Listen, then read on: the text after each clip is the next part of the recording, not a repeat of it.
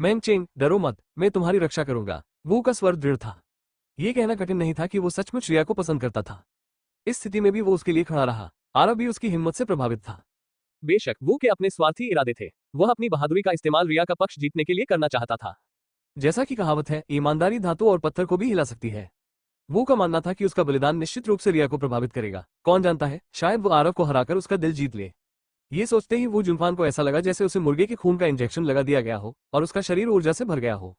इतना सुंदर, हमारा जुनफान ओप्पा सबसे विश्वसनीय है। इसमें कोई आश्चर्य नहीं कि वो ग्रीन वाइन सिटी का सबसे सुंदर लड़का है। जुनफान एक असली आदमी है। रिया को छोड़कर सभी लड़कियों की आंखों में सितारे थे, वे मोहित थीं। उसी समय सभी लड़कियां आरव को घृणा से देखने लगी। रिया के बॉयफ्रेंड के रूप में आरव बस वहीं बैठा रहा और कुछ नहीं किया। वो बहुत कायर था, वो बिल्कुल भी मर्दाना नहीं था। रिया ने उसे चुनकर अंधापन दिखाया होगा। आपसे मिलकर खपे छोटे ऊ की मात्रा अर्जुन हुई। रेड बुल ब्रो, मैं वू जुनफान हूँ। आपको मेरे बारे में पहले ही सुन लेना चाहिए था। वो ने अपना सिर थोड़ा ऊपर उठाया और शांति से कहा। उसने सोचा कि जब तक वो एक युवा स्वामी के रूप में अपनी पहचान दिखाता रहेगा, वो कम से कम कुछ सम्मान तो देगा। लेकिन इससे पहले कि वो अपनी बात पूरी कर पाता, रेड बुल ब्रो के 43 नंबर के पैर ने उसके पेट के निचले हिस्से पर लात मार दी थी। आउच! वो चिल्लाया और जमीन पर गिर पड़ा। उसने अपने दोनों हाथों से अपना पेट ढक लिया और गेंद की तरह सिकुड़ गया। वो उठ भी नहीं पा रहा था। न केवल वो समस्या का समाधान नहीं कर सका, बल्कि उसने स्वयं को भी शर्मिंदा कर लिया। क्या बकवास है, तुम इतने कमजोर हो और तुम हीरो बनना चाहते हो। रेड बुल ब्रो ने वू को कृपालुता से देखा। उसने अपना पैर उठाया और वू के सुंदर चेहरे पर कदम रख दिया। जुनफान, लड़कियां फिर से चीखी, उनका दिल दहल गया। वो सुंदर था, लेकिन वो बहुत कमजोर था। तुम सब चुप हो जाओ। रेड बुल ब्रो ने दहाड़ते हुए रिया की ओर देखा। वो विकृत रूप से मुस्कुराया और बोला, छोटी लड़की, अगर तुम मेरे साथ शराब पीने के लिए राजी हो जाओगी तो मैं इस सुंदर लड़के को जाने दूंगी। अगर नहीं तो उसके चेहरे पर रौंदने के लिए मुझे दोष मत देना। सपने देखते रहो, जब तक मैं यहाँ हूँ मैं मेंग आरव को सहमत नहीं होने दूंगा। वो जुनफान गुस्से से दहाड़ा। उसने अपने शरीर में दर्द को अनदेखा किया और खड़े होने की कोशिश की। उसकी मुलायम त्वचा और कोमल शरीर से धोखा मत खाओ, वो अभी भी एक आदमी था। अरे, लगता है मेरी लात बहुत हल्की थी। रेड बुल ब्रो की आंखों में एक भयंकर चमक आ गई। उसने अपना पैर उठाया और वू जुनफान के सिर पर लात मारी। नहीं, सबके दिल तुरंत दहल गए। अगर ये लात जमीन पर लगी तो वू जुनफान का सुंदर चेहरा पूरी तरह से बर्बाद हो जाएगा। जियाओ बेई, आप किसका इंतजार कर रहे हैं? रिया अब और शांत नहीं बैठ सका और घबराकर चिल्लाया। भाई बेई को इस महत्वपूर्ण क्षण में कदम उठाना पड़ा। टकराना। इस महत्वपूर्ण क्षण में सूप का एक बड़ा कटोरा उछलकर सीधे रेड बुल ब्रो के सिर पर जा लगा। उस आदमी के सिर से तुरंत खून बहने लगा। उसका शरीर झुक गया और वह जमीन पर गिर पड़ा। तुम सब लोग मेरी नजरों से दूर हो जाओ, वरना वो तुम्हारे लिए मिसाल बनेगा। आरव धीरे से खड़ा हुआ और गुंडों को ठंडी निगाहों से देखने लगा। प्रवेश द्वार को अवरुद्ध करने वाले सभी गुंडों को अपने चारों ओर एक ठंडी दबंग आभा का एहसास हो रहा था। वे सहज ही वहीं पर स्तब्ध रह गए। किसी की भी हिम्मत नहीं हुई कि वे जल्दबाजी में कोई कदम उठाएं। उनके आसपास की दूसरी पीढ़ी के अमीर लोग भी आरव को मुंह खोले घूर रहे थे। क्या ये बच्चा कायर नहीं था? वह अचानक इतना दबंग कैसे हो गया? क्या ये विरोधाभास कुछ ज्यादा ही नहीं था? तुमने ये पहले क्यों नहीं किया? रिया ने अंततः राहत की सांस ली। हालांकि उसे वो से कोई लगाव नहीं था, लेकिन वह उसे खतरे में नहीं देखना चाहती थी। आखिरकार वह एक दयालु लड़की थी। अगर मैंने ये पहले किया होता तो मुझे वो के चरित्र के बारे में कैसे पता चलता? अगर वह वेनफेंग जैसा बदमाश होता तो मुझे इसकी परवाह नहीं होती कि वह जिंदा रहेगा या मर जाएगा। आरव ने अर्थपूर्ण ढंग से मुस्कुराते हुए कहा, अब ऐसा लगता है कि उसका चरित्र बुरा नहीं है। बाकी सब मुझ पर छोड़ दो। वो का चरित्र वास्तव में बुरा नहीं है। जल्दी करो और उन गुंडों को भगाओ। रिया ने सिर हिलाया और कहा। अपनी देवी के शब्द सुनकर वो इतना प्रभावित हुआ कि उसे लगा कि उसने जो भी कष्ट सहे थे वे सब इसके लायक थे। लेकिन जब उसने आरव की ओर देखा तो वो का दिल फिर से डूब गया। ये पता चला कि आरव ने इसलिए कदम नहीं उठाया क्योंकि वह डर गया था, बल्कि इसलिए कि वह वो के चरित्र का परीक्षण करना चाहता था। आरव शुरू से ही सब कुछ अपने नियंत्रण में रखता था। अगर वह चाहता तो किसी भी समय स्थिति बदल सकता था। ये कुछ ऐसा था जो वह वू जुनफान नहीं कर सकता था। मैं तुम सबको अपंग बना दूंगा। रेड बुल ने अपना सिर ढक लिया और फर्श पर चिल्लाया, जाओ पर्पल हेयर लाओ भाई, मुझे पर्पल हेयर ब्रो यहाँ लाने में मदद करे। हाँ, एक बदमाश तुरंत अगले कमरे में भाग गया। जल्द ही 20 से अधिक गुंडे अंदर घुस आए और लगभग पूरा कमरा भर गया। ये दृश्य देखकर दूसरी पीढ़ी के सभी अमीर लोगों के दिलों में सिहरन पैदा हो गई। वे इतने डर गए कि लगभग पैंट में पेशाब ही हो गया। वैसे तो उन सभी की पारिवारिक पृष्ठभूमि अच्छी थी, लेकिन इस कमरे में पारिवारिक पृष्ठभूमि के मामले में कोई भी उनसे मुकाबला नहीं कर सकता था। मुके ही कानून थे। जैसा कि कहावत है, जिनके पास खोने के लिए कुछ नहीं है वे उन लोगों से नहीं डरते जिनके पास खोने के लिए कुछ नहीं है। अगर ये गुंडे सचमुच पूरी ताकत से आगे बढ़ जाए तो परिणाम अकल्पनीय होंगे। रेड बुल, क्या हुआ? एक बैंगनी बालों वाला गैंगस्टर सामने आया और सहजता से पूछा। बैंगनी बाल भाई, तुम्हें मेरे लिए खड़ा होना होगा। उस कमीने ने मुझे मारा। रेड बुल ने अपने खून बहते सिर की ओर इशारा किया, जैसे कोई बच्चा अपनी शिकायतों से भरा हुआ अपने शिक्षक से शिकायत कर रहा हो। यह देखना कठिन नहीं था कि बैंगनी बालों वाला उठक रेड बुल से कहीं अधिक शक्तिशाली था। कैसे? यह आप कैसे हैं? लेकिन जब बैंगनी बालों वाले उस गुंडे ने आरव की तरफ देखा तो उसका चेहरा हरा हो गया। उसकी आंखों में डर भी था। हे, क्या तुम लड़ाई की तलाश में हो? आरव ने एक शैतानी मुस्कान बिखेरी और निडरता से पूछा। लड़ो नहीं, लड़ो मत। मैं आपसे लड़ने की हिम्मत नहीं करता, मैं निश्चित रूप से हिम्मत नहीं करता। बैंगनी बाल वाले ठग का एडम एप्पल हिल गया और वह निगलता रहा। अपने सामने का दृश्य देखकर लगभग 30 गुंडे अचंभित रह गए। बैंगनी बालों वाला ये गुंडा एक छोटे बच्चे से इतना कैसे डर सकता है? क्या ये भ्रम हो सकता है? दूसरी पीढ़ी के धनी लोग भी अचंभित रह गए। चाहे उन्होंने कितनी भी कोशिश की, वे ये पता नहीं लगा सके कि आरव कौन था। वो बैंगनी बालों वाले गुंडे को डराने में सफल रहा, इससे पहले कि वो कोई कदम उठाता। क्या ये किसी राजा की पौराणिक आभा हो सकती है? उन सब में से केवल रिया को ही इसका कारण पता था। उस रात ग्रीन वाइन नदी पर आरव ने पर्पल हेयर के मुंह पर जोरदार तमाचा मारा। उसके दांत उड़ गए और उसे एक अविस्मरणीय चिकन विंग साशिमी खाने के लिए मजबूर होना पड़ा। बैंगनी बालों वाला गुंडा आरव की ताकत को अच्छी तरह जानता था। भले ही वे संख्या में उससे ज्यादा हो, लेकिन वे आरव को हरा नहीं पाएंगे। भाई, अगर और कुछ नहीं है तो मैं पहले चला जाऊंगा। मैं तुम्हारे खाने में खलल नहीं डालूंगा। बैंगनी बालों वाला ठग बहुत दोषी महसूस कर रहा था और वो बाद में आने वाले 20 ठगों के साथ चला गया। मैं भी चला जाऊंगा। रेड बुल ने देखा कि स्थिति ठीक नहीं थी और वह भी जाना चाहता था। वहीं रुक जाओ बड़े भाई, मुझे माफ कर दो। मैं ऐसा दोबारा नहीं करूंगा। कृपया इस बार मुझे जाने दो, मुझे जाने दो। रेड बुल भाई अभी तक बहुत घमंडी था, लेकिन अब वो भयभीत था। यहाँ तक कि बैंगनी बाल भी आरव से डरते थे। अगर उनमें 10 हिम्मत भी होती तो भी वे आरव को अपमानित करने की हिम्मत नहीं कर पाते। अगर तुम जाना चाहती हो तो यह आसान है। अपने आप को 10 बार थप्पड़ मारो, उसके बाद मैं तुम्हें जाने दूंगा, आरव ने शांति से कहा। तारानकन पियाक, तारानकन पियाक, तारानकन पियाक, तारानकन। रेड बुल भाई ने कुछ भी कहने की हिम्मत नहीं की। उसने अपना हाथ उठाया और खुद को थप्पड़ मार लिया। जब तक आरव का गुस्सा शांत था, तब तक कोई भी बात मोल तोल की जा सकती थी। तुम लोग अभी भी वहां क्यों खड़े हो? मैंने अभी तुमसे कहा था, अगर तुम नहीं जाओगे तो वो तुम्हारा आदर्श होगा। आरव ने रेड बुल भाई के दर्जनों अनुयायियों को ठंडे भाव से देखा और कहा, तुम में से हर एक को 10-10 थप्पड़ मारो। अगर तुम पूरा नहीं कर पाए तो जाने के बारे में सोचना भी मत। तारानकन पियाक, तारानकन, तारानकन पियाक, तारानकन, तारानकन पियाक, तारानकन। जैसे ही उन्होंने बोलना समाप्त किया, बड़े निजी कक्ष में 1 दर्जन से अधिक लोग थप्पड़ मारने लगे। उन्हें डर था कि आरव संतुष्ट नहीं होगा, इसलिए उन्होंने खुद को तब तक जोर जोर से थप्पड़ मारे जब तक कि उनके चेहरे सूज नहीं गए। वो दृश्य अत्यंत संतोषप्रद था। बड़े भाई, क्या आप हमें अब जाने देंगे? रेड बुल भाई ने डरते हुए पूछा। 3 सेकंड में गायब हो जाओ, आरव ने अधीरता से कहा। जल्दी जल्दी जल्दी जाओ। सभी गुंडे अपनी जान बचाने के लिए भाग गए। उन्हें डर था कि अगर वे 3 सेकंड से ज्यादा वहां रुके तो उन्हें फिर से प्रताड़ित किया जाएगा। अरे बाप रे, वे सचमुच चले गए। यह अविश्वसनीय है, कमरे में मौजूद अमीर दूसरी पीढ़ी ने कहा। मास्टर आरव, आप बहुत शक्तिशाली हैं। उन घमंडी गुंडों ने तुम्हें ऐसे देखा जैसे वे अपने पिता को देख रहे हो। मास्टर आरव, आप बहुत अद्भुत हैं। मेंग आरव का स्वाद अच्छा है। उसे वास्तव में इतना शक्तिशाली और सुंदर प्रेमी मिला है। हमें तुमसे बहुत जलन हो रही है। कृपया मुझे उसके जैसे 1 दर्जन प्रेमी दे दो। हर कोई अपने दिल में सदमे को दबा नहीं सका। वे सभी आरव शियाओबेई की प्रशंसा कर रहे थे। उसी समय वू जुनफान उदास होकर जमीन पर बैठा था। हर कोई उसे बहुत पहले ही भूल चुका था। मैंने आरव को कम आंका है। मेरा यह प्रतिद्वंद्वी मुझसे ज्यादा ताकतवर है। उसके जैसा आदमी निश्चित रूप से मेंग आरव के लायक है। वो खुद पर हंसा और आहें भरते हुए बोला। उसे राहत महसूस हुई। इस समय एक बड़ा हाथ उसके सामने बढ़ा। उठो, दयनीय होने का नाटक करना बंद करो, आरव ने मुस्कुराते हुए चिढ़ाते हुए कहा। धन्यवाद, धन्यवाद। वो दंग रह गया। उसने आरव का हाथ खींचा और खड़ा हो गया। उसका दिल कृतज्ञता से भर गया। उसने यह उम्मीद नहीं की थी कि जब सभी लोग उसकी उपेक्षा कर रहे थे तो आरव उसकी मदद के लिए आगे आएगा। आपको मुझे धन्यवाद देने की जरूरत नहीं है। मैं ये काम पहले भी कर सकता था, लेकिन मैंने ऐसा नहीं किया, आरव ने ईमानदारी से कहा। मैं जानता हूँ तुम मेरी परीक्षा लेना चाहते हो, वू जुनफान ने गंभीरता से कहा। मैं वेनफेक से अलग हूँ। मुझे मेंग आरव वाकई पसंद है और मेरा लक्ष्य उससे शादी करना है। भले ही आप एक अच्छे इंसान हैं, मैं मेंग आरव को नहीं छोड़ूंगा। मेंग आरव मेरी है, तुम उसे मुझसे दूर नहीं कर सकते। आरव मुस्कुराया और अपना प्रभुत्व घोषित किया। अगर तुमने कोशिश ही नहीं की तो तुम्हें कैसे पता चलेगा? वू जुनफान ने जोर देकर कहा। मैं मेंग आरव के लिए कुछ भी करूंगा। एक दिन मैं उसे स्थानांतरित कर दूंगा। मैं कसम खाता हूँ, इस जीवन में मैं उसके अलावा किसी और से शादी नहीं करूंगा। हे, अगर ऐसा है तो आप अभी जाकर अपना पसंदीदा साबुन चुन सकते हैं। आरव बुरी तरह हंसा। मेरा पसंदीदा साबुन चुनो? वू जुनफान उलझन में था। आरव ने बुरी तरह से हंसते हुए कहा, आप मेंग आरव के अलावा किसी और से शादी नहीं करेंगे और आप उसे मुझसे दूर नहीं ले जा सकते, इसलिए आप केवल साबुन उठा सकते हैं। तारानकन लड़का, तारानकन। आरव की बात सुनते ही वो लगभग जमीन पर गिर पड़ा। थोड़ी देर बाद उसने गहरी आवाज में कहा, ज्यादा आत्मविश्वास मत रखो। बहुत से लोग हैं जो मेंग आरव को पसंद करते हैं। मैं किसी से नहीं डरता। तो क्या हुआ अगर वहां बहुत सारे लोग हैं? अंत में वे केवल आपके साथ साबुन उठा सकते हैं। आरव ने शैतानी ढंग से मुस्कुराते हुए कहा, कल्पना कीजिए कि कुछ लोग आप जैसे खूबसूरत युवक के साथ साबुन उठा रहे हैं। वो दृश्य अस्कस, ये बहुत रोमांचक होगा। मैं अब आपसे बात नहीं करना चाहता। वो जुनफान शर्मा गया और जाने के लिए मुड़ गया। वो एक मासूम और मासूम बच्चा था। अगर वो आरव से बात करना जारी रखता तो आरव उसे गुमराह कर देता।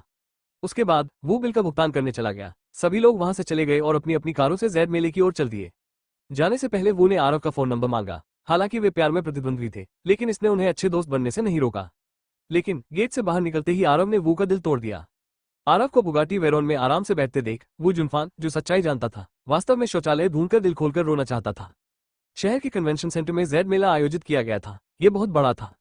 जब सभी लोग पहुंचे तो कार्यक्रम स्थल पहले से ही लोगों से भरा हुआ था। ये स्पष्ट था कि जैद का बाजार बहुत ऊंचा था। मास्टर वो कैसा सहयोग है, मुझे विश्वास नहीं हो रहा कि मैं आप लोगों को यहाँ देख रहा हूँ। अचानक कुछ दूर से एक तेज आवाज आई। उसने वेनफेक को अनुयायियों के एक समूह के साथ चलते हुए देखा। आपसे मिलकर खपे छोटे ऊ की मात्रा अर्जुन हुई मास्टर वेन, वो ने विनम्रता से उत्तर दिया। वेनफेक ने डांटा, ये तुम क्यों हो, तुम छोटे कमीने। मैं भी तुमसे पूछना चाहता हूँ, तुम यहाँ क्यों हो? आरव ने आंखें घुमाते हुए गुस्से से कहा।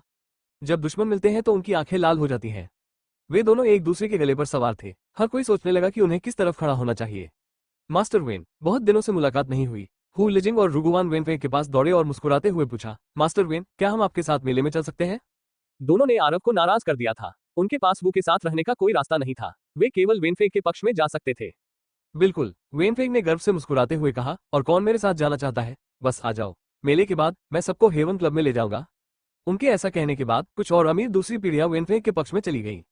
वो जुनफान के पास केवल आरव, रिया और 5 अन्य लोग ही बचे थे। वो, मुझे खेद है, मेरे और वेनफेक के बीच संघर्ष के कारण तुमने उन दोस्तों को खो दिया, आरव ने गहरी आवाज में कहा। वो ने अपना सिर हिलाया और शांति से कहा, ये बेवफा लोग दोस्ती के लायक नहीं है। अच्छा हुआ कि वे चले गए। ठीक है, चलो अंदर चलते हैं। आरव ने सिर हिलाया। वो के बारे में उसकी धारणा थोड़ी बेहतर हो गई थी। आयोजन स्थल में प्रवेश करने के बाद रिया ने आरव को उन चीजों के बारे में समझाना शुरू किया जिन पर उसे जैद व्यवसाय चलाते समय ध्यान देने की आवश्यकता थी। पहली बात जिस पर आपको विचार करना चाहिए वो सबसे महत्वपूर्ण बात है, क्योंकि आप स्वयं जैद का खनन नहीं कर सकते, इसलिए स्थिर आपूर्ति बहुत महत्वपूर्ण है। रिया ने कहा, यदि आपको कोई अच्छा जैद नक्का अर्जुन मास्टर मिल जाए तो आप प्रसंस्करण के लिए कच्चा जैद खरीद सकते हैं, लेकिन आप अभी तक जैद नक्का अर्जुन मास्टर को नहीं जानते हैं, इसलिए आप केवल संसाधित जैद ही खरीद सकते हैं। नहीं, मैं भी नहीं खरीदूंगा। मालिक, क्या आप ये स्क्रैप बेचने जा रहे हैं? आरव बूथ पर गया और जैद के टुकड़ों से भरे एक बैग की ओर इशारा करते हुए पूछा। कच्चे जैद को तराशने के बाद हमेशा कुछ अवशेष बच जाते थे। दुकान के मालिक के लिए इन स्क्रैप को अब प्रोसेस नहीं किया जा सकता था, लेकिन आखिरकार वे जैद थे, उन्हें यूं ही फेंकना बेकार होगा। ये सबसे अच्छा होगा यदि कोई इसके लिए भुगतान करने को तैयार हो। ये बैग 20 किलोग्राम का है, अगर तुम इसे लेना चाहो तो मैं तुम्हें 200 युआन दूंगा, बॉस ने कहा। ठीक है, मैं इसे ले लूंगा। आरव ने बिना किसी हिचकिचाहट के पैसे चुकाए और कहा, मैं इसे यहीं छोड़ दूंगा, जब मैं जाऊंगा तो आकर इसे ले जाऊंगा। ठीक है, कोई बात नहीं। बॉस ने पैसे लिए और मुस्कुराया। जियाओ बी, तुम ये स्क्रैप क्यों खरीद रहे हो?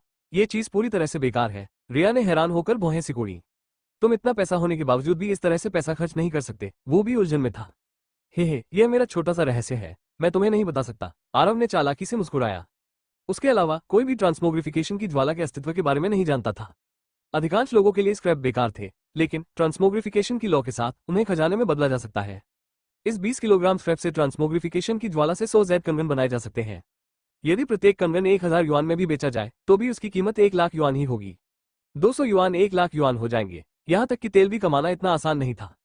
आरव को बहुत अच्छा लग रहा था। उसने गर्व से कहा, इस बैग के अलावा मैं आज यहाँ बचा हुआ सारा खाना खरीदना चाहता हूँ। तुम पागल हो जाओगे। रिया और वो की आंखें खुली की खुली रह गई। उन्हें बिल्कुल भी अंदाजा नहीं था कि आरव क्या करने की कोशिश कर रहा था।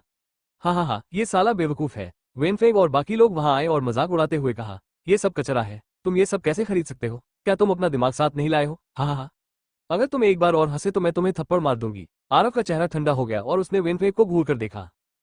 वेनफेग इतना डर गया कि उसने तुरंत अपना मुंह बंद कर लिया। उसने लगभग अपनी जीभ काट ली। भाई बेई हमेशा बिना किसी हिचकिचाहट के उसे थप्पड़ मार देता था। वेनफेग को थप्पड़ खाने से बहुत डर लगता था। कचरा। आरव ने वेनफेग की ओर आंखें घुमाई और जाने वाला था। तुम वहीं रुक जाओ। हालांकि वेनफेग ने हिम्मत जुटाई और कहा, लड़ाई कोई असली कौशल नहीं है। क्या तुम्हारे पास कुछ मर्दाना खेल खेलने की हिम्मत है? क्या लड़ना आदमी नहीं है? अगर तुम काया हो तो काया हो, तुम बहाने क्यों ढूंढ रहे हो? आरव ने घृणा से कहा, मुझे कुछ बचा हुआ खाना खरीदना है, मेरे पास आपके साथ बर्बाद करने के लिए समय नहीं है। आप, वेनफेग ने अपने दांत पीसते हुए कहा, अगर तुम मेरे साथ खेलने की हिम्मत करते हो तो मैं तुम्हारे लिए सारा बचा हुआ खाना खरीद लूंगा।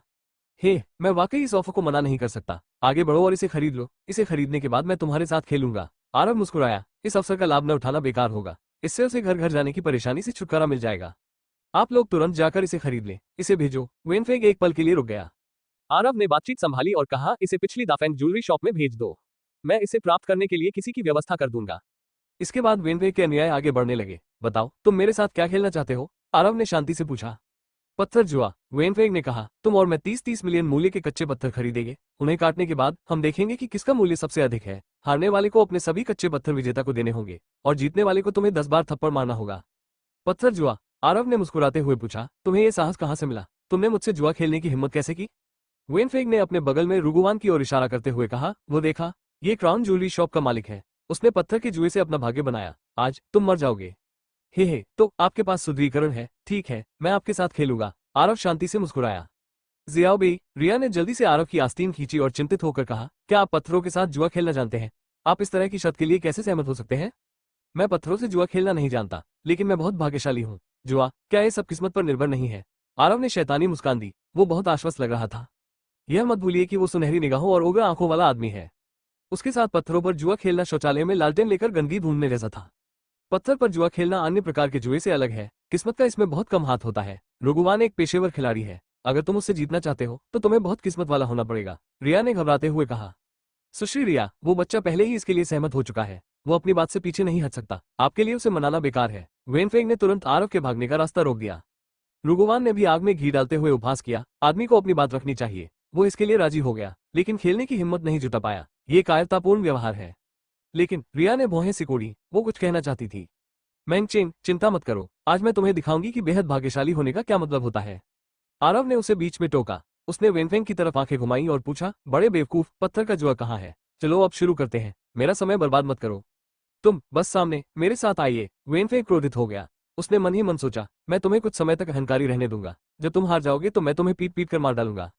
जल्द ही वे पत्थर के जुआगर पर पहुंच गए। बूथ विभिन्न आकारों के कच्चे जैद पत्थरों की पंक्तियों से भरा हुआ था।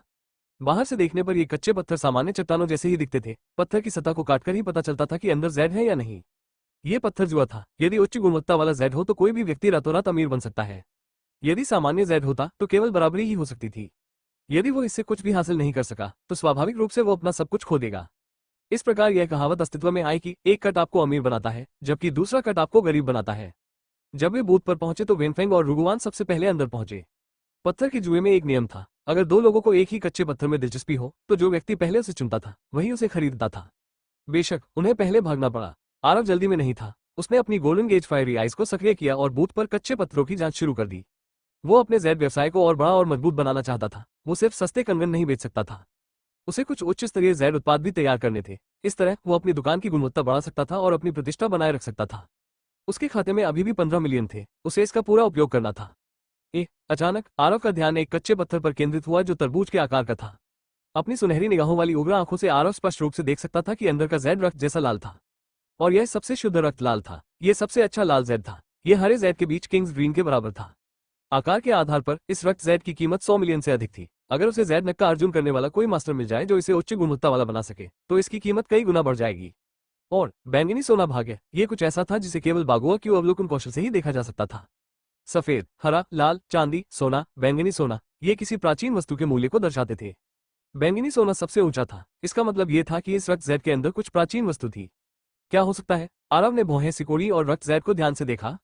अचानक उसकी हथेली में मौजूद कैओस स्वॉर्ड एसेंस झलकने लगा। ऐसा लग रहा था जैसे वो रक्त जैद से आकर्षित हो गया हो और उस ओर दौड़ना चाहता हो। अराजकता तलवार सार रक्त पर निर्भर करता है। क्या यह हो सकता है कि रक्त जैद में किसी प्राचीन प्राणी का रक्त हो? आरव ने तुरंत ही एक तार्किक निष्कर्ष निकाला। ये रक्त बैंगनी सोने का भाग्य है। यह निश्चित रूप से एक साधारण रक्त नहीं है। यह अराजकता तलवार सार को खिलाने के लिए मानव रक्त से अधिक प्रभावी होगा। मुझे ये पत्थर लेना है। आरव ने कुछ देर सोचने के बाद अपना मन बना लिया। लेकिन इस समय वेनफेंग और रुगुवान आगे बढ़े और पत्थर की ओर बढ़े। उन्होंने पत्थर को ध्यान से देखना शुरू किया और मालिक से उसके बारे में और जानने को कहा।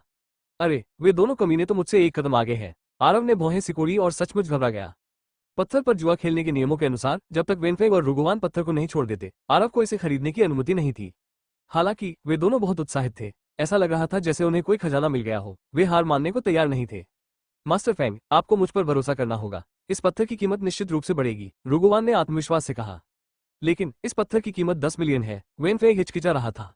ऐसा नहीं था कि वो 10 मिलियन का खर्च नहीं उठा सकता था। बात बस इतनी थी कि उसने आरव से वादा किया था कि उनमें से प्रत्येक केवल 30 मिलियन मूल्य के पत्थर ही खरीद सकता है। इस पत्थर को खरीदने के बाद उसके पास केवल 20 मिलियन ही बचेंगे। वो अपना मन नहीं बना पाया। रुगुवान वेनफेंग को मनाने की पूरी कोशिश कर रहा था। मास्टर फेंग, संकोच करना बंद करो। मैं अपनी ईमानदारी से इसकी गारंटी दे सकता हूँ। इस पत्थर की कीमत कटने के बाद कम से कम 5 गुना बढ़ जाएगी। तुम्हें मुझ पर विश्वास करना होगा।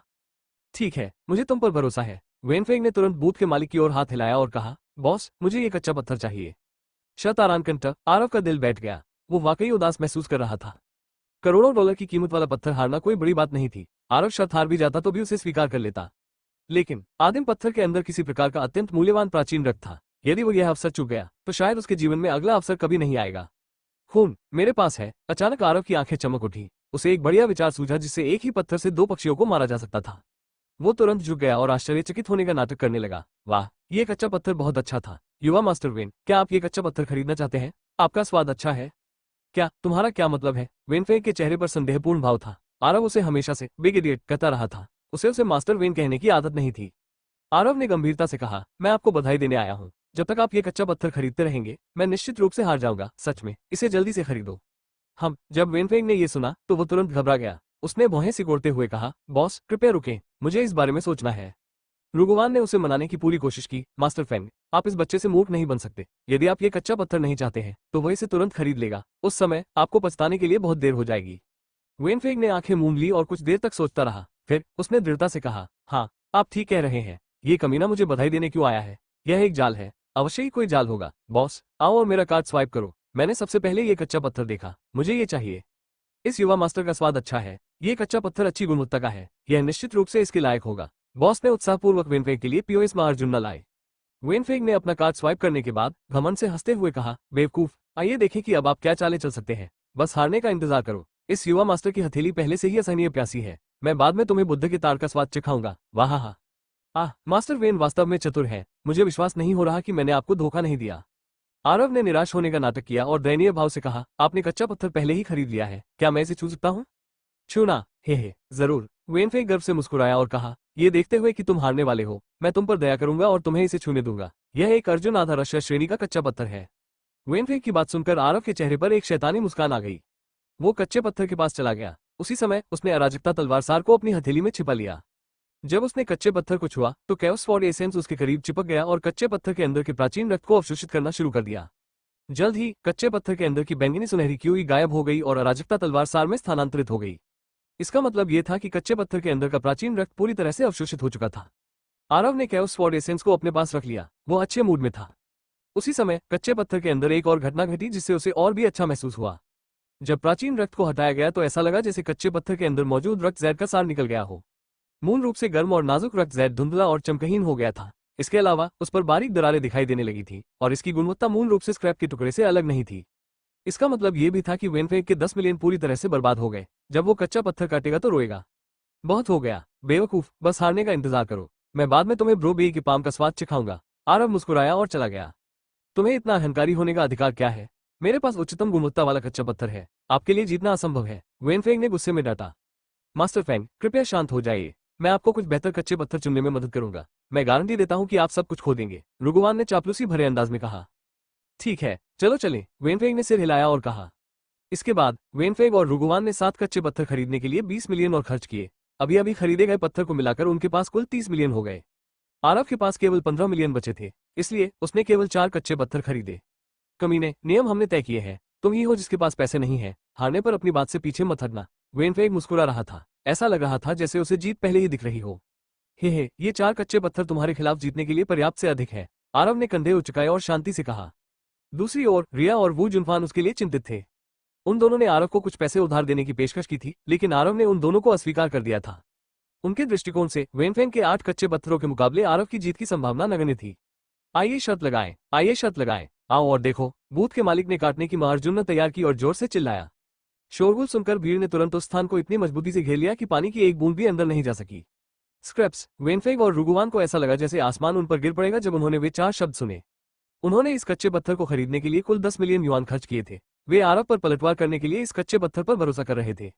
इस पर अच्छी तरह से नजर डालो। ये स्क्रैप कैसे हो सकता है? वेनफेंग गुस्से से चिल्लाया। तारानकन इससे पहले कि वो अपनी बात पूरी कर पाता, कच्चे पत्थर के अंदर से रक्त के जैद टुकड़े बाहर गिर पड़े, जैसे चावल की एक बाल्टी पलट गई हो। अधिकांश टुकड़े इतने छोटे थे कि उन्हें संसाधित नहीं किया जा सका। कभी कभी कुछ बड़े टुकड़े भी होते थे, लेकिन उनमें दरारें होती थी और उनका उपयोग नहीं किया जा सकता था। हर कोई देख सकता था कि यह सिर्फ कबाड़ का ढेर था। भले ही यह खून से बना जैद ही क्यों न हो, इसकी कोई कीमत नहीं थी। शर्त का परिणाम एक नजर में स्पष्ट था। बेवकूफ, तुम्हें और क्या कहना है? आरव मुस्कुराया और वेनफेंग को उपहासपूर्ण नजरों से देखा। वेनफेंग का चेहरा हरा हो गया। वो ये समझ नहीं पाया कि कच्चे पत्थर के अंदर का रक्त जड़ित पदार्थ स्क्रैप में कैसे बदल गया।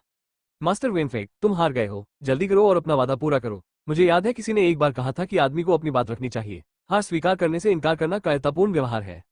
रिया का चेहरा ठंडा था और उसका स्वर गंभीर था। वेनफेंग चाहे कितना भी मोटा चमड़ा वाला क्यों न हो, वो इससे इनकार नहीं कर सकता था। बेशक मैं हार मानने को तैयार हूँ।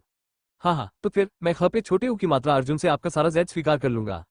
आरव मुस्कुराया और चिल्लाया, ताजा बना जैद। क्या यहाँ कोई है जो आप में से किसी में रुचि रखता है? अपना मूल्य बताएं। सबसे ऊंची बोली लगाने वाले को यह मिलेगा। जैसे ही उन्होंने ये कहा, भीड़ में हंगामा मच गया। आज यहाँ हर कोई जैद प्रेमी था। इनमें अमीर लोगों की भी कमी नहीं थी, जिनके पास क्रय शक्ति बहुत थी। जैसा कि कहावत है, सोना मूल्यवान है लेकिन जैद अमूल्य है। उच्च गुणवत्ता वाला जैद मिलना मुश्किल था। अगर अमीर लोगों को इसमें दिलचस्पी होती तो वे इसे किसी भी कीमत पर खरीद लेते। आज जिन कुछ जैद के टुकड़ों की कीमत बहुत अधिक है, वे सभी उच्च गुणवत्ता वाले जैद हैं। तुरंत ही लोगों ने बोली लगानी शुरू कर दी और हर बोली एक दूसरे से ऊंची थी। यह एक छोटी सी नीलामी की तरह था, बहुत ही जीवंत। आरव ने इस अवसर का लाभ उठाते हुए अपने जेड और उसके आसपास के जीवंत दृश्य की कुछ तस्वीरें ली। फिर उन्होंने इसे वीबो पर पोस्ट किया। देखते ही देखते इसे बहुत सारे लाइक, कमेंट और रीपोस्ट मिल गए। ये थी इंटरनेट सेलिब्रिटी की ताकत। जल्द ही एक के बाद एक जेड बिक गए। वेनफेंग के कच्चे पत्थरों की कीमत $70 मिलियन आंकी गई थी। बोली के एक दौर के बाद उन्हें $100 मिलियन में बेचा गया। सारा पैसा ऑनलाइन बैंकिंग के माध्यम से आरव के बैंक खाते में स्थानांतरित कर दिया गया। इससे उनका थोड़ा सा खजाना जो अभी अभी खाली हुआ था, तुरंत भर गया। इसके अलावा उसने अभी तक अपने 4 जैद के टुकड़े नहीं बेचे थे। बाद में वो अद्भुत ट्रांसमोग्रिफाइंग फ्लेम का उपयोग करके उत्तम जैद कलाकृतियां बनाएगा और उन्हें ध्यान आकर्षित करने के लिए दुकान में रखेगा। आरव ने खून के सभी टूटे हुए टुकड़ों को एक थैले में भर लिया। एक भी टुकड़ा नहीं छोड़ा गया। उसे बस इतना करना था कि इन रक्त जैद को परिष्कृत करने के लिए ट्रांसमोग्रिफिकेशन की ज्वाला का उपयोग करना था, और वे आरव की सबसे बेशकीमती संपत्ति बन गए।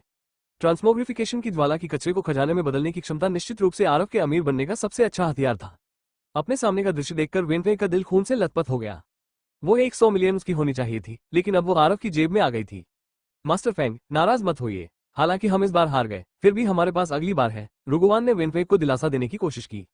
क्या बकवास है, आपके लिए ये कहना आसान है। वेनफेंग ने दहाड़ते हुए रुगुवान के चेहरे पर थप्पड़ मारा। मैंने कहा था कि मैं वो बेवकूफ कच्चा पत्थर नहीं खरीदना चाहता। तुम्हें बस मुझे इसे खरीदने के लिए राजी करना था। अगर तुम ना होते बेवकूफ, तो क्या मैं हार जाता? मैं तुम्हें थप्पड़ मारकर मार डालूंगा। तारानकन पियाक पियाक पियाक। तारानकन वेनफेंग ने अपना सारा गुस्सा रुगुवान के चेहरे पर उतार दिया। कई थप्पड़ों के बाद रुगुवान का चेहरा सुअर के सिर की तरह सूज गया। बड़ा बेवकूफ। तभी वेनफेंग के पीछे से एक उपहासपूर्ण आवाज आई। तारानकन पियाक। तारानकन वेनफेंग ने अवचेतन रूप से अपना सिर घुमाया और तुरंत उसके चेहरे पर थप्पड़ पड़ गया। स्वाद अभी भी वही था। यह अभी भी वही नुस्खा था। भाई बेई का थप्पड़, जिसे थप्पड़ पड़ेगा उसे पता चल जाएगा। आउच। वेनफेंग बुरी तरह चिल्लाया और वहीं घूम गया। तारानकन पियाक, तारानकन पियाक। तारानकन आरव ने वेनफेंग के जमीन पर गिरने का इंतजार नहीं किया। उसने वेनफेंग को इतनी जोर से थप्पड़ मारा कि वो वहीं पर एक घूमते हुए लट्टू की तरह घूम गया। 10 थप्पड़, न ज्यादा न कम। आरव ने संतोष में ताली बजाई। फिर उसने अपना जैद हटा दिया और रिया और वो के साथ वहां से जाने के लिए तैयार हो गया। सिस्की सिस्की, मेरा चेहरा। वेनफेंग ने अपना सूजा हुआ चेहरा पकड़ लिया। उसे इतना दर्द हो रहा था कि वो खून की उल्टी करने वाला था। ये देखकर कि आरव जाने वाला है, उसके आसपास के लोग चिल्लाए, युवक, अब आपके हाथों में मौजूद जैद के 4 टुकड़ों को बेचने का समय आ गया है। हम सब आपका इंतजार कर रहे हैं। ये अब बिक्री के लिए नहीं है। आरव ने मुस्कुराते हुए ऊंची आवाज में कहा, यदि आप रुचि रखते हैं तो 1 सप्ताह के भीतर बपे एक ही मात्रा छोटी आरव ज्वेलरी शॉप में आए। मैं और भी बेहतरीन चीजें लाऊंगा। मैं ये सुनिश्चित करूंगा कि उन्हें खरीदते खरीदते आपके हाथ सुन्न हो जाएं। बपे एक ही मात्रा छोटी आरव आभूषण की दुकान, मैंने इसके बारे में कभी नहीं सुना है। क्या ये कोई नई खुली आभूषण की दुकान है? पता कहाँ है? अति सुंदर वस्तुएं, मैं अवश्य आऊंगा। पता बताओ। भीड़ उत्साहित थी। वे सभी बपे एक ही मात्रा छोटी आरव ज्वेलरी शॉप का पता पूछ रहे थे। आरव ने खुश होकर कहा, यह मेरी नई दुकान है। पता मूल दाफेक ज्वेलरी शॉप है। यह आधिकारिक तौर पर 1 सप्ताह में खुल जाएगा। यदि आप भाई बेई का नाम इस्तेमाल करेंगे तो मैं आपको 20% की छूट दूंगा। महान, ये बहुत अच्छा है। हम अवश्य आएंगे। याद रखें, भाई बेई का नाम इस्तेमाल करें। आप बहुत सारा पैसा बचा सकते हैं। हम निश्चित रूप से वहां जाएंगे। उत्साह के बाद भीड़ तितर बितर हो गई। जिन जैद प्रेमियों की क्रय शक्ति बहुत अधिक थी, उन्हें ये घटना याद थी। वे समय आने पर बपे एक ही मात्रा छोटी आरव ज्वेलरी शॉप अवश्य जाएंगे। हाँ, मैंने अपना सामान बेचने के बाद एक विज्ञापन भी बनाया। मैं कितना होशियार हूँ, आरव ने मुस्कुराते हुए कहा। इसी समय किसी ने उसके हाथ पर हल्के से चिकोटी काट ली। गधे जियाओ बेई, बपे एक ही मात्रा छोटी आरव ज्वेलरी शॉप का क्या अर्थ है? क्या आपने मेरी अनुमति मांगी? आप तो बस बेतरतीब ढंग से इसका नाम रख रहे हैं, रिया ने नखरे से कहा। हाँ, मैं कल रात सितारों को देख रहा था। मैंने भविष्यवाणी की थी कि यह नाम बहुत सौभाग्य लाएगा। इसके अलावा मेरे पास अभी आपसे इसके बारे में पूछने का समय नहीं था, आरव ने मुस्कुराते हुए कहा। बपे एक ही मात्रा छोटी आरव, क्या ये वास्तव में इतना अच्छा है? रिया को संदेह था। उसने मास्टर आरव की भविष्य बताने की क्षमता देखी थी।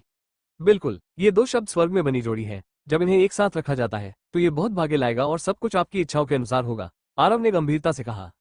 परफेक्ट, कौन तुम्हारे साथ मैच करना चाहता है? रिया शर्मा गई। वो आरव के कान के पास गई और फुसफुसाते हुए बोली, अगर तुम नहीं चाहते कि मेरे पिता तुम्हें मार डालें तो इस तरह का मजाक मत करो। बकवास बांध कर रिया ने आरव के हाथ को हल्के से दबाया और कहा, बकवास बंद करो। अगर नहीं तो मैं तुम्हें फिर कभी नहीं देख पाऊंगी। मैंने अपने पिता से वादा किया है कि मैं केवल आपसे ही दोस्ती करूंगा। क्या ऐसा है? मैं और कुछ नहीं कहूंगा। मैं तुम्हें मुश्किल स्थिति में नहीं डालना चाहता, लेकिन भविष्य में तुम्हें मुझसे मिलने के लिए अक्सर आना होगा। आरव ने बिना किसी संकोच के रिया की ओर आंख मारी। मुझसे सौदा मत करो, मैं अब तुमसे बात नहीं करना चाहता। रिया शर्मा गया और दूसरी ओर देखने लगा। उन दोनों को प्यार में डूबा देख सुंदर वू जुनफान के दिल में कड़वाहट की लहर दौड़ गई। रिया को वापस स्कूल भेजने के बाद आरव वापस आभूषण की दुकान पर पहुंचा। भाई बे, ये जेड स्क्रैप आज दोपहर को आपके पास पहुंचा दिए गए। तुमने ये सब बेकार सामान क्यों खरीदा? दुकान में ये पर्याप्त मात्रा में नहीं है? जिंग फेई ने भ्रमित चेहरे से पूछा। पूरा आभूषण स्टोर विभिन्न आकारों के बैगों से भरा हुआ था, जिनमें सभी जेड के बचे हुए टुकड़े थे। इन्हें वेनफे के अनुयायियों द्वारा भेजा गया था। आप क्या जानते हैं, ये कचरा नहीं है, इसके बजाय ये सब लाल आरएमबी है। आरव मुस्कुराया और एक बोरी से कुछ टुकड़े निकाले। पोम तारांकन। आरव की हथेली पर ट्रांसमोग्रिफाइंग ज्वाला जलने लगी।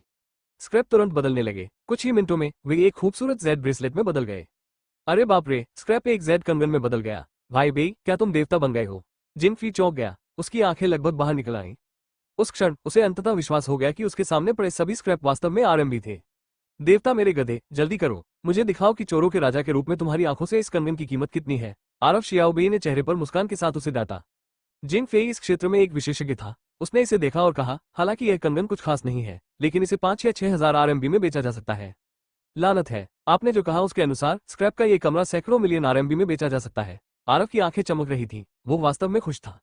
बिल्कुल, जिंग फी ने सिर हिलाया, लेकिन वो झिझकते हुए बोला, लेकिन भाई बेई, अगर आप एक एक करके कंगन बदलते रहेंगे तो आपके लिए ऐसा करना मुश्किल हो जाएगा। मुझे डर है कि इन सभी बची हुई सामग्रियों को बदलने में बहुत समय लगेगा।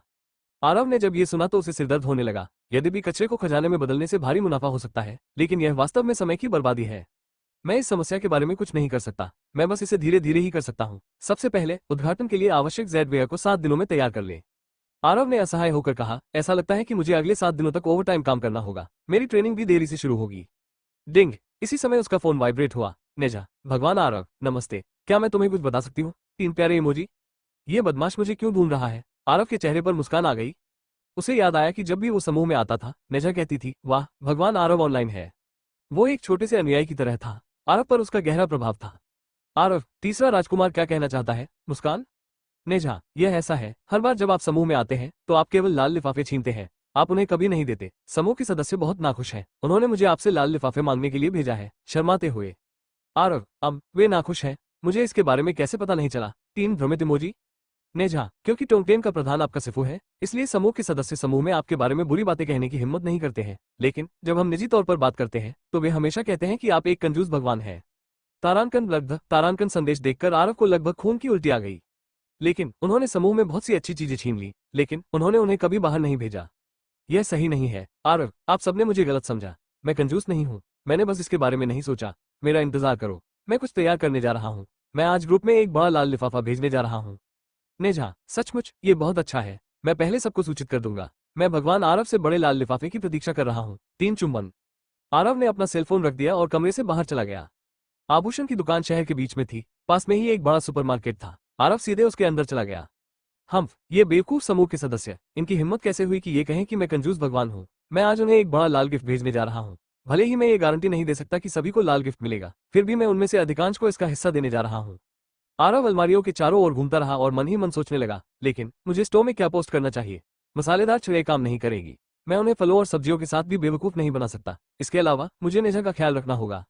आरव की आंखें चमक उठी जब उसने इसके बारे में सोचा। हे, ये बुरा नहीं है। सेल्सवुमन, क्या आप एक पल के लिए यहाँ आ सकती हैं? सर, मैं आपकी क्या मदद कर सकती हूँ? सेल्सवुमन ने विनम्रता से पूछा। आरव ने सिर हिलाया और एक दुष्ट मुस्कान के साथ कहा, मैं अलमारियों पर रखे सभी लेहाहा कैल्शियम दूध और गोदाम में मौजूद दूध चाहता हूँ। उन सभी को? सेल्सवुमन दंग रह गई। फिर वो हंसी और बोली, सर, आप शायद किंडरगार्टन के लिए यहाँ आए हैं, है ना? कृपया एक क्षण रुकें, मैं सामान हटाने के लिए किसी को बुलाता हूँ।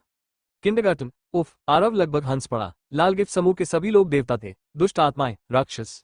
वे कैसे कह सकते थे कि यह एक किंडरगार्टन था? वो सचमुच सोच रहा था कि जब वे लोग इसके बारे में सुनेंगे तो उनके चेहरे पर किस तरह का भाव होगा। लिहाजा कैल्शियम दूध की बड़ी मात्रा के कारण सुपरमार्केट ने लोगों को दूध के सभी 300 डिब्बों को आभूषण की दुकान तक पहुंचाने के लिए भेजा।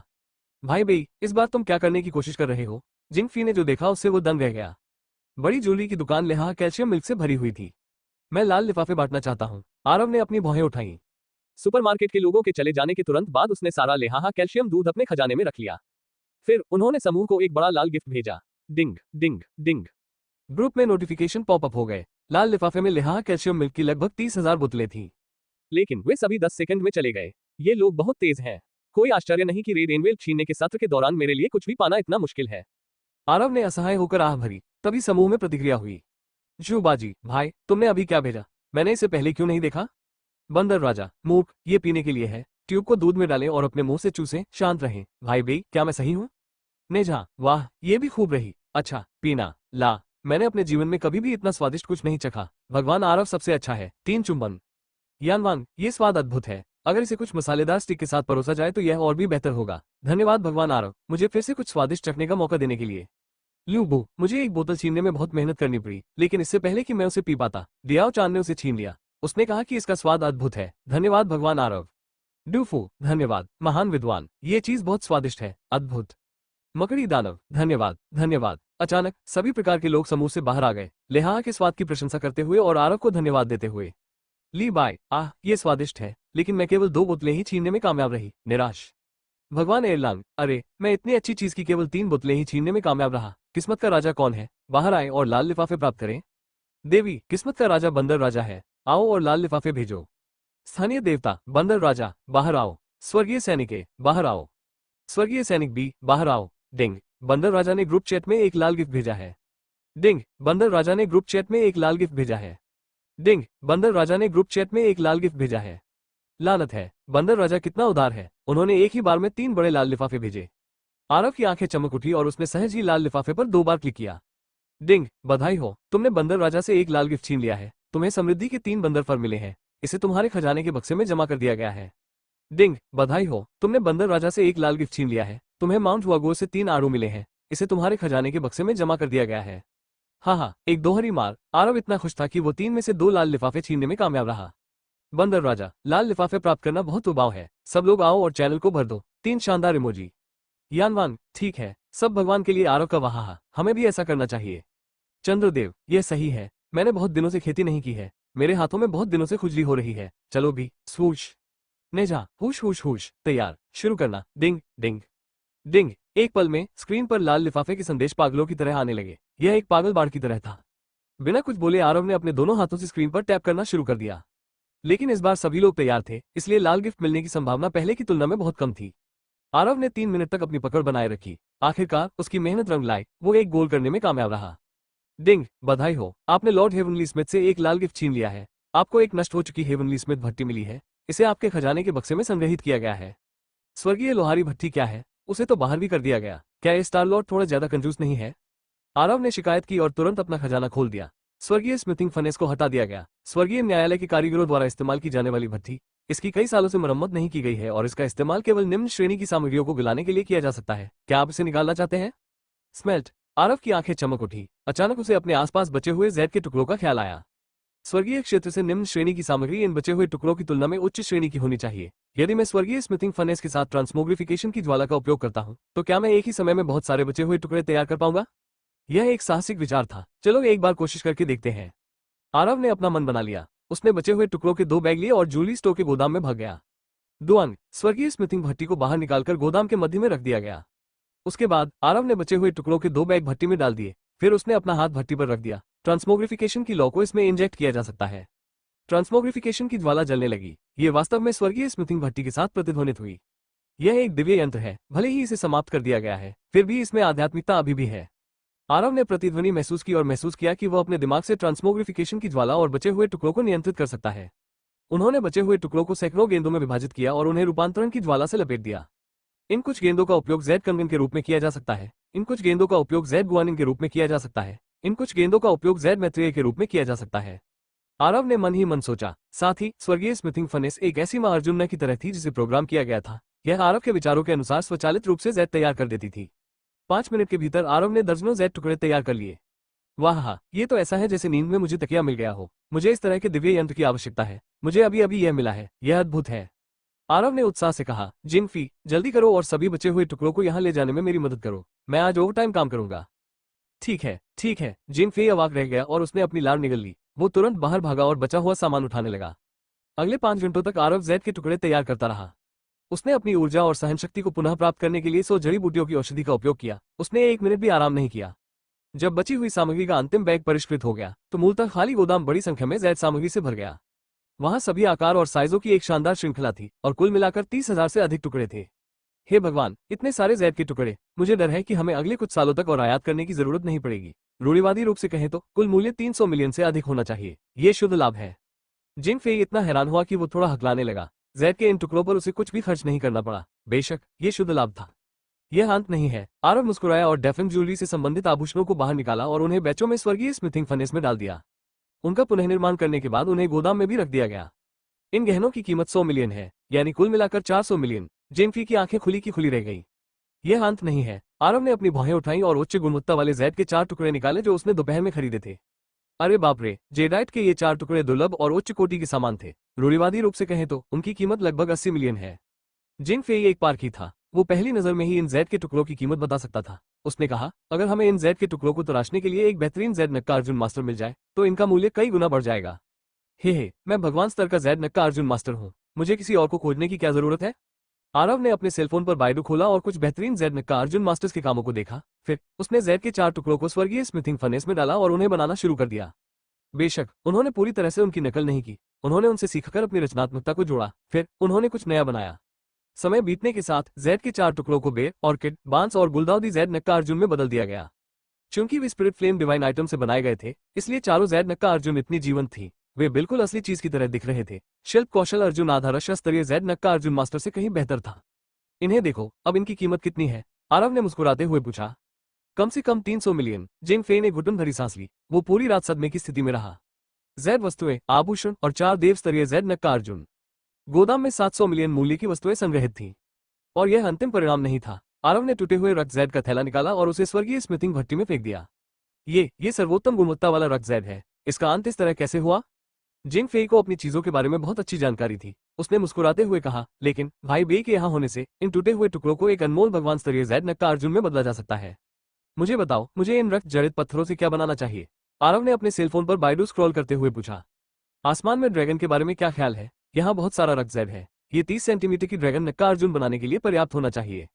जिंग फेई ने कहा, 3 साल पहले सोथबी की नीलामी में एक हरा ड्रैगन था। इसे एक रहस्यमय टाइकून ने खरीदा था। अंतिम कीमत 1.2 बिलियन थी। ठीक है, ये तय हो गया। आरव ने सिर हिलाया। फिर ट्रांसमोग्रिफिकेशन की ज्वाला जलने लगी। रक्त जड़ के बारीक टुकड़े धीरे धीरे एक साथ इकट्ठे हुए और एक उड़ते हुए ड्रैगन का आकार बना लिया। ड्रैगन की सींग तीखे थे, शल्क तीखे थे और उसके पंजे बादलों पर चल रहे थे। यह आकाश में ड्रैगन था।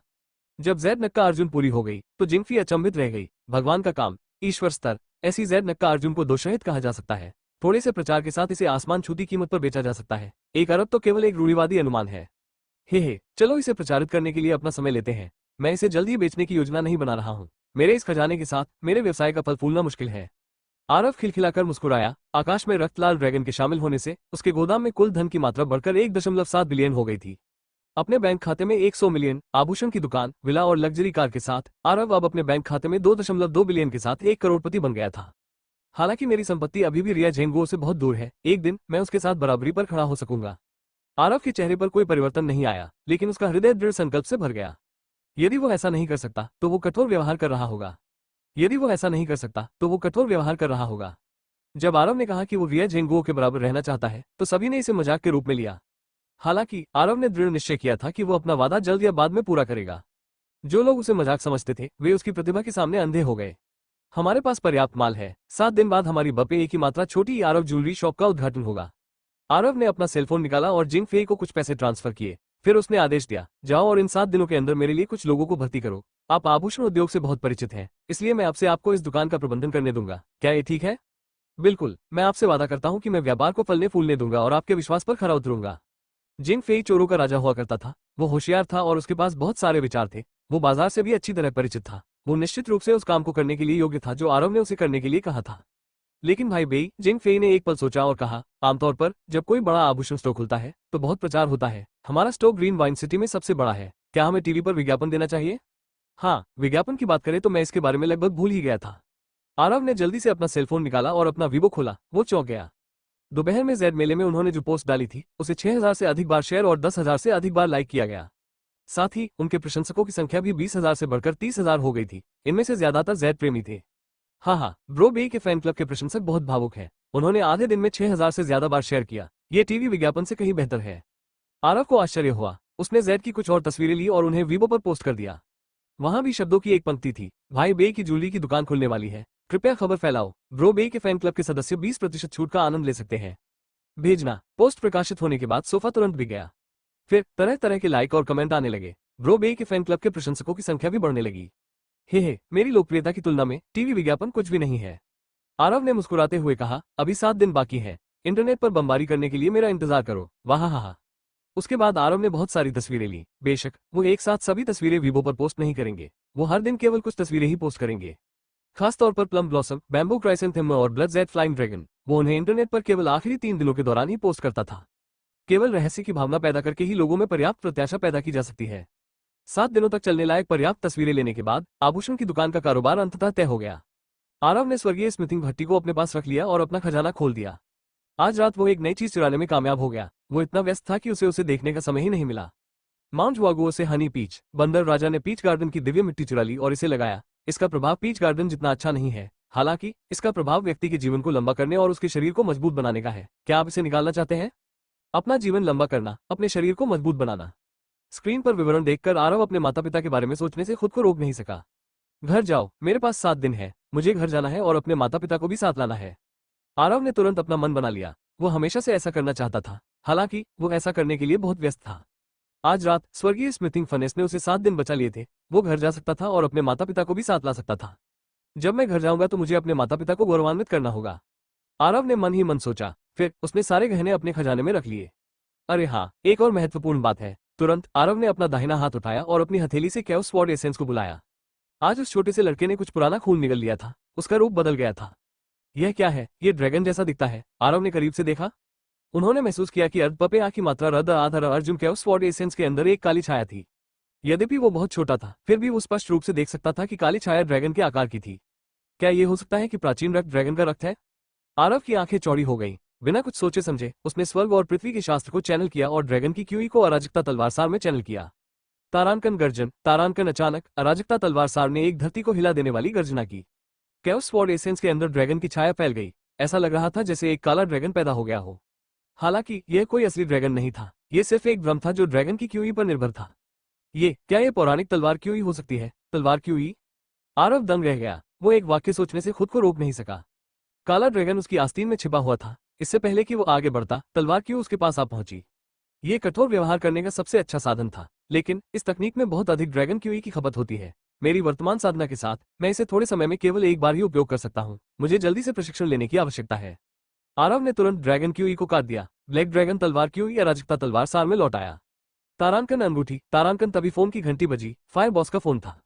भाई बेई, मदद करो, मेरी मदद करो। जैसे ही फोन कनेक्ट हुआ, मदद के लिए टकी की बेचैन पुकार सुनाई देने लगी।